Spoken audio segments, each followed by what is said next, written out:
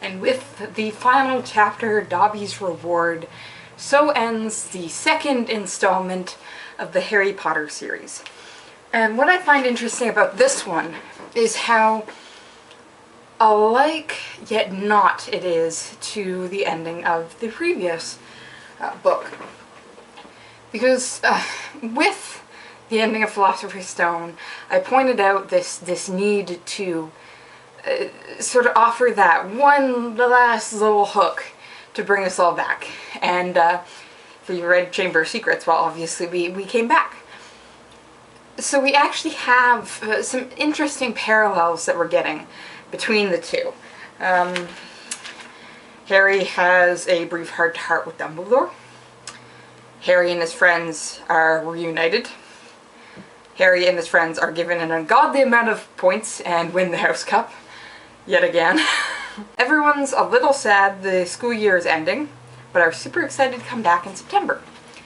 And that one, especially if you travel for school, you can feel that. Like, that was me for university. I reread this series most recently, before now, in the summer between my first and second year. And I felt that want to go back very deeply. So I always, every time Harry has this, it always sort of makes me feel better, because it's not just me. It's natural for people to want to go back to their school and back and see their friends and things like that.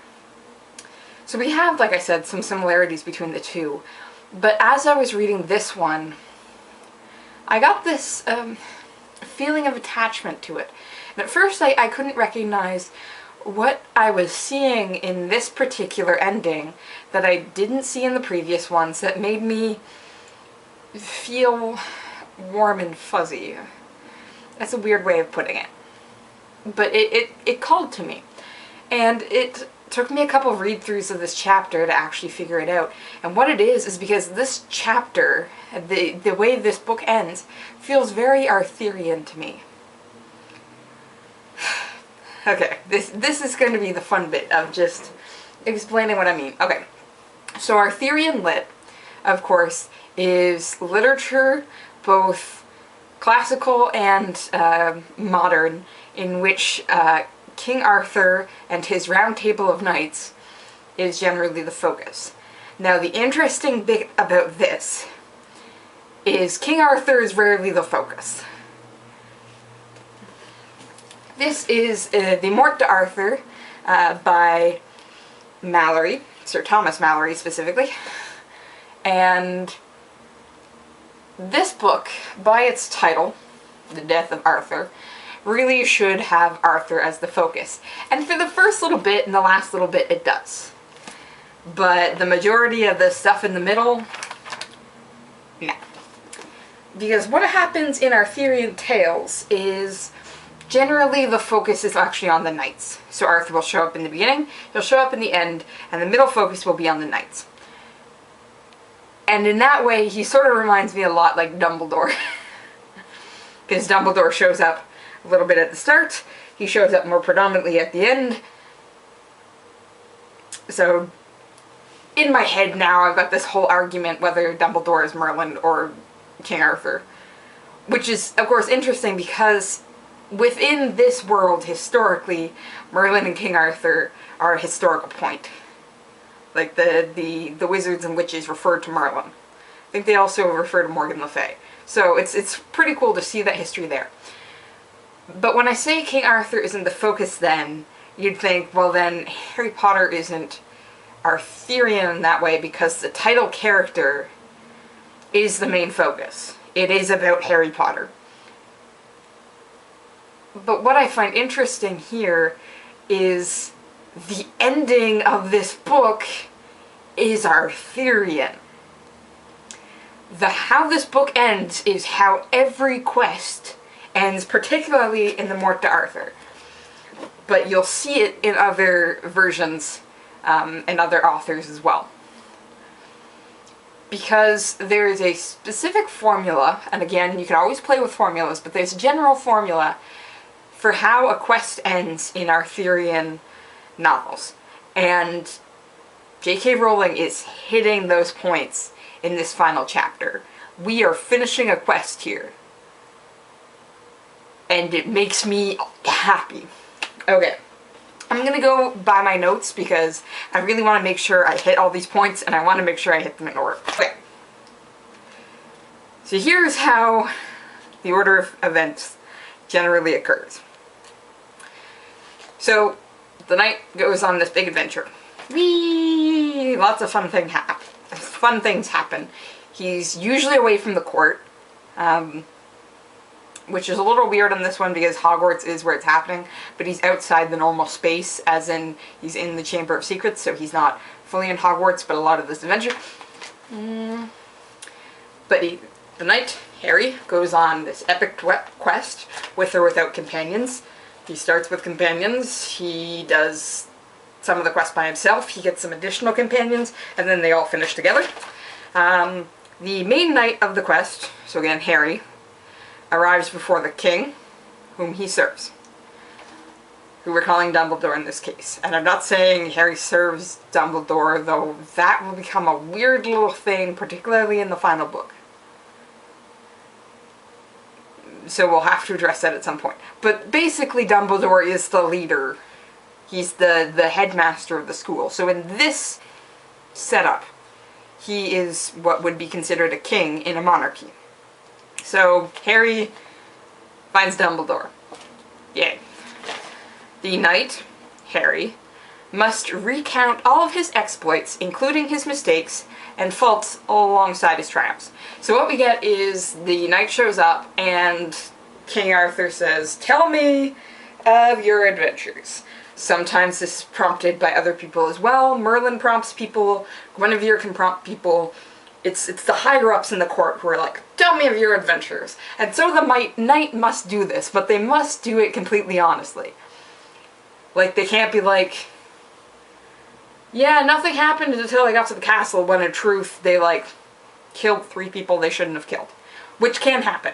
There are quests in the Morte d'Arthur and other Arthurian novels where the knights screw up royally.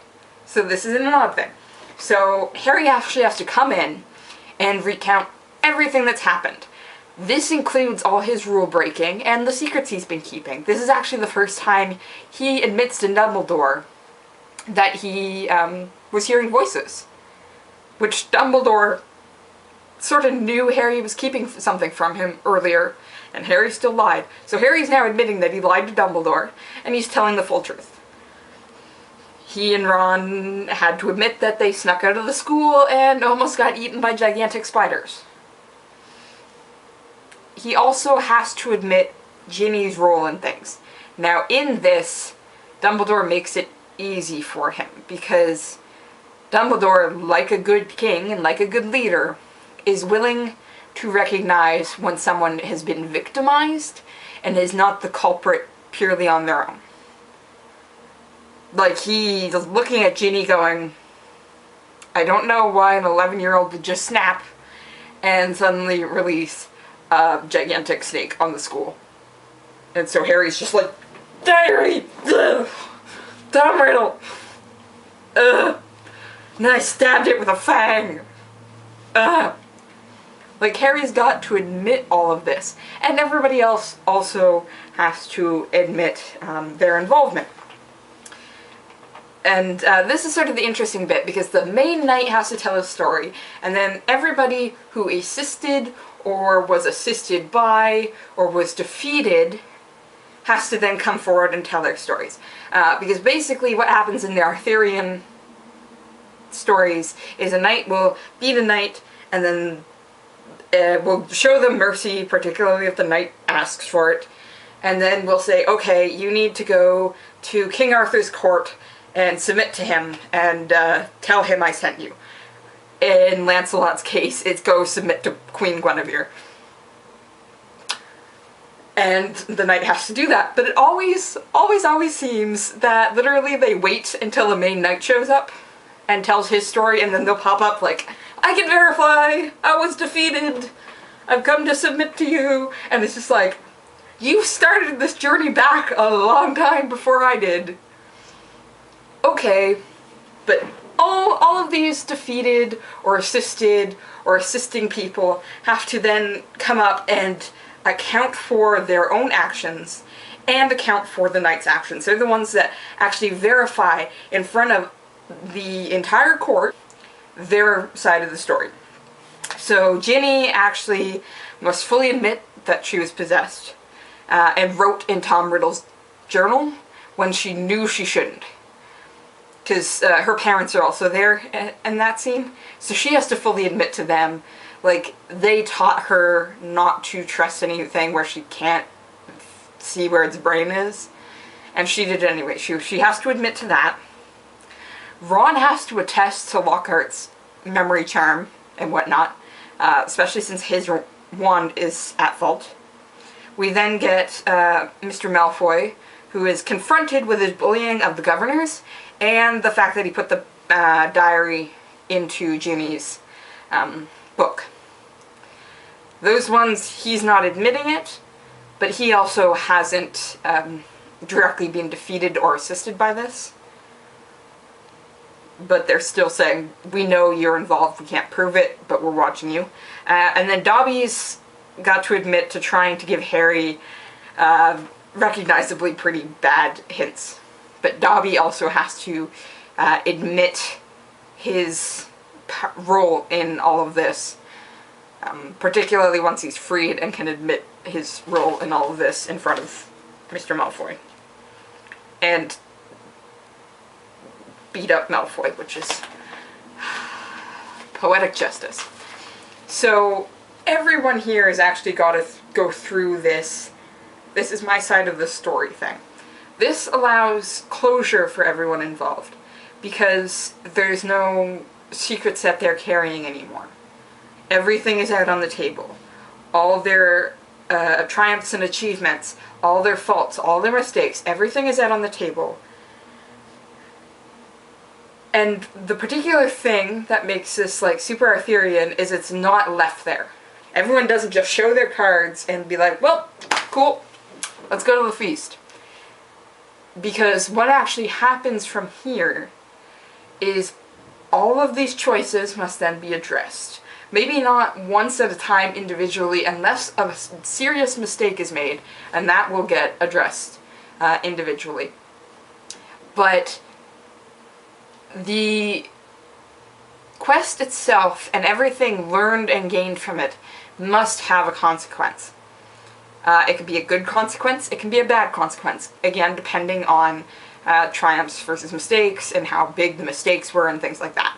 Everything has to be addressed. McGonagall does this a little bit because again she tells both Ron and Harry off for all the school rules they've broken. The outcome was good, but she warned them not to break rules, and she's warning them again. And then we also have Dumbledore, because what happens here is advice is always given after these quests. For example, in the Morte d'Arthur, rather early on, we have Arthur's nephew Gawain go off an adventure, refuses to show a knight mercy, and attempting to cut the knight's head off, the knight's wife jumps in the way and Gawain cuts her head off by accident. And true to the quest ending style, he then has to take her body back to the court, show it to everyone, and admit what he did. And in doing so, Guinevere must then give him penance for what he's done. And Gawain, after that point in time, actually he swears that he will help any lady, gentlewoman, lady, woman, girl who needs his assistance and asks for it. He cannot deny them assistance. And then she actually turns to the rest of the court and instructs them that they should also be helping ladies and gentlewomen who are in need of assistance. It's not required the way it's now required of Gawain, but it is proper knightliness. It's proper in the knightly code to help people in need, particularly if they ask for it. So what happens here is everyone is given advice. Not just the people on the quest, but the people who are watching this full ending of the quest, which is us. Because what's actually happening here is Harry and Ron and Ginny aren't just telling their adventures to Dumbledore and McGonagall and Mr. and Mrs. Weasley. They're telling them also to us. So this advice then gets passed on to us. And the one that's really clear here is, of course, when everybody else is sent off, it is Harry and Dumbledore left. And Harry admits to Dumbledore his fear of being like Tom Riddle. And Dumbledore says, again, I'm going to quote this so I don't screw this up. It's my favorite line of this entire book, and it is very good advice. It is our choices, Harry, that show what we truly are, far more than our abilities. And that's not just for Harry. Because if it was just for Harry, then Dumbledore would say, Harry, it's your choices far more than your ability to speak Parseltongue that makes you you. But the advice is not just meant for Harry, it's meant for everybody else. So everyone attesting to this adventure. And that is us. We are attesting to this adventure by reading it and by experiencing it and by then continuing on. So we ourselves are actually very important in these moments. We are the court in which Harry and Ron and Ginny and Dobby and Mr. Malfoy and even Dumbledore are being judged for their actions. And we are gaining just as much learning experience and advice that they are. Because that advice is for the court in general. It is not purely for the knight. It's certainly also for the knight, but it's given to everybody. And that's why this chapter for me just felt so Arthurian. Because it's a court coming together for the end of a quest. And a little moment of peace. Okay, so the holidays are starting, and I want to wish you a very Merry Christmas, or a Happy Hanukkah, or a Happy Kwanzaa, whatever you're celebrating. Enjoy the time. If you're not celebrating, have fun anyways. Stay safe when the weather turns, and I'll see you guys in the new year. Keep reading, because I'm about to start The Prisoner of Azkaban, and things are going to get super fun. Bye!